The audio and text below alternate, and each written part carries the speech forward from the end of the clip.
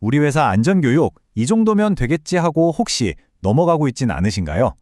사업장의 안전은 사실 바로 이 교육에서 시작된다고 해도 과언이 아닌데요. 그래서 오늘은 산업안전보건법이 딱 정해놓은 근로자 안전보건교육, 그 모든 것을 하나하나 명확하게 짚어드리겠습니다. 아마 많은 사업주나 관리자분들이 바로 이 질문 앞에서 글쎄? 하고 망설이실 거예요. 우리가 잘하고 있는 거 맞나? 하는 그 막연한 불안감, 오늘 제가 확실하게 해결해 드릴게요. 네, 이건 해도 되고 안 해도 되는 선택사항이 절대 아닙니다.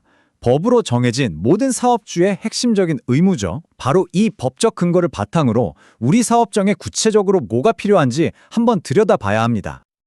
자, 그럼 오늘 우리가 함께 살펴볼 내용들입니다. 먼저 법적인 의무가 뭔지부터 시작해서요.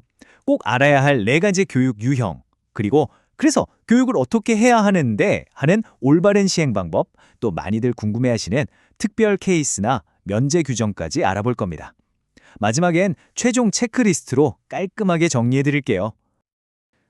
산업안전보건법에서는요, 크게 4가지 종류의 교육을 필수로 지정하고 있습니다. 이게 각각 교육을 해야 하는 목적이나 시점이 다 다르거든요. 그래서 이 차이를 정확하게 아는 게 정말 중요합니다. 표를 보시면 한눈에 들어오죠?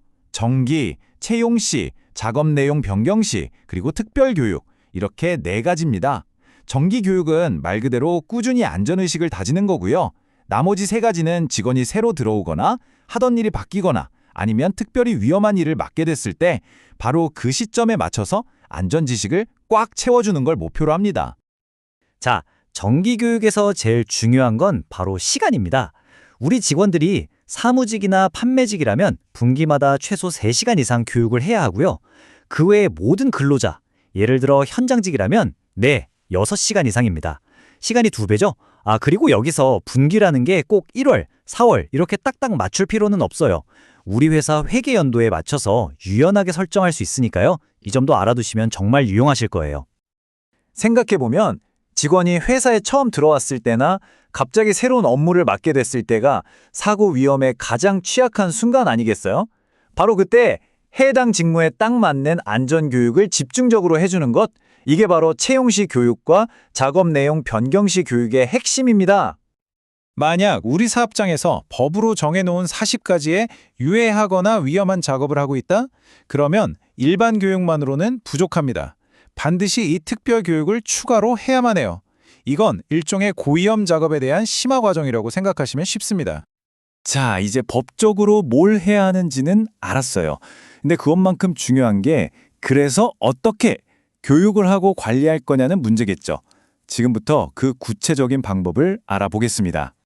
많은 분들이 이거 궁금해 하시더라고요. 강사는 꼭 외부에서 비싼 돈 주고 모셔와야 하나요? 하고요. 그런데 법을 보면요. 우리 회사 내부 직원도 충분히 강사가 될 수 있도록 명확한 자격 요건을 제시하고 있습니다. 보세요. 해당 업무를 누구보다 잘하는 관리 감독자나 그 분야에서 3년 이상 일한 베테랑 직원이 직접 강사로 나설 수 있는 겁니다. 사실 이게 진짜 현장감 넘치는 교육의 핵심 아니겠어요? 물론 사업주가 이 사람이라면 충분히 전문성이 있다고 인정하는 경우도 가능하고요. 교육 방법 생각보다 훨씬 자유롭습니다. 꼭 다 같이 강의실에 모여야만 하는 건 아니에요. 물론 그런 전통적인 집합교육도 되고요. 실제 장비를 만져보면서 배우는 현장 교육, 그리고 요즘 많이들 하시는 온라인 교육이나 화상 교육까지 전부 다 법적으로 인정됩니다. 우리 사업장에 가장 잘 맞는 가장 효과적인 방법을 고르시면 되는 거예요. 자, 지금부터는 조금 더 깊이 들어가 볼게요. 법 조항을 막상 적용하려고 하면 좀 헷갈리는 그런 특별한 경우들이 있거든요. 면제 규정 같은 것들이요. 하나씩 자세히 파헤쳐 보겠습니다. 네, 있습니다. 아주 중요한 변화가 있죠. 이렇게 안전관리를 잘한 사업장에는요, 법이 확실한 단근을 줍니다. 바로 이 숫자 50%입니다. 만약 작년 한 해 동안 산업재해가 단 한 건도 없었다면 그 다음 해에는 정기교육 시간을 절반, 즉 50%까지 줄일 수 있습니다. 안전에 투자한 노력이 교육시간 단축이라는 아주 실질적인 보상으로 돌아오는 거죠. 근데 여기서 진짜 중요한 건 전년도의 기준이에요. 회사를 세우고 딱 1년이 지났다고 바로 적용되는 게 아니고요. 1월 1일부터 12월 31일까지 이 온전한 한 해 동안 무죄해를 기록해야만 그 다음 해부터 혜택을 받을 수 있다는 거. 이거 꼭 기억해 주세요. 이게 또 되게 헷갈리는 부분 중 하나인데요. 직원이 현장을 옮겼을 때 교육을 또 해야 하나 말아야 하나. 자, 기준을 딱 두 가지만 기억하세요. 첫째, 회사가 바뀌었나? 그리고 둘째, 하는 일의 위험성이 바뀌었나입니다. 예를 들어 볼게요. 같은 회사 소속인데 바로 옆 동네 현장으로 가서 똑같은 일을 한다? 그럼 재교육 안 해도 괜찮아요. 하지만 회사를 옮겼다? 그럼 일이랑 장소가 똑같아도 무조건 다시 교육해야 합니다. 또 같은 회사라도 서울에서 일하다가 부산 공장으로 갔다? 이건 작업 환경이나 위험 요인이 완전히 달라졌다고 봐야겠죠? 이럴 때도 당연히 재교육을 해야 합니다. 어때요? 좀 정리가 되시나요? 이거야말로 교육 시간을 효율적으로 관리할 수 있는 아주 중요한 꿀팁입니다. 만약에 어떤 직원이 특별 교육을 받았다면요. 그해 받아야 했던 채용시 교육이나 작업 내용 변경시 교육은 받은 걸로 쳐줍니다. 따로 안 해도 된다는 거죠. 하지만 이건 꼭 기억하세요. 매 분기마다 하는 정기 교육은 그 어떤 경우에도 면제되지 않습니다. 무조건 따로 반드시 해야 합니다.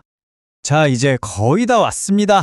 지금까지 우리가 나눈 내용들을 바탕으로 우리 회사 안전보건 교육이 법의 기준을 잘 지키고 있는지 마지막으로 한번 점검해 보시죠. 이 6가지 항목 한번 지금 바로 체크해 보세요. 이것만 확실하게 지키고 있다면 여러분 회사의 안전보건 교육 프로그램은 법적으로 아주 탄탄한 기반 위에 서 있다고 자신하셔도 좋습니다. 특히 세 번째, 모든 교육 내용을 문서로 남겨두는 습관. 이거 정말 아무리 강조해도 지나치지 않습니다.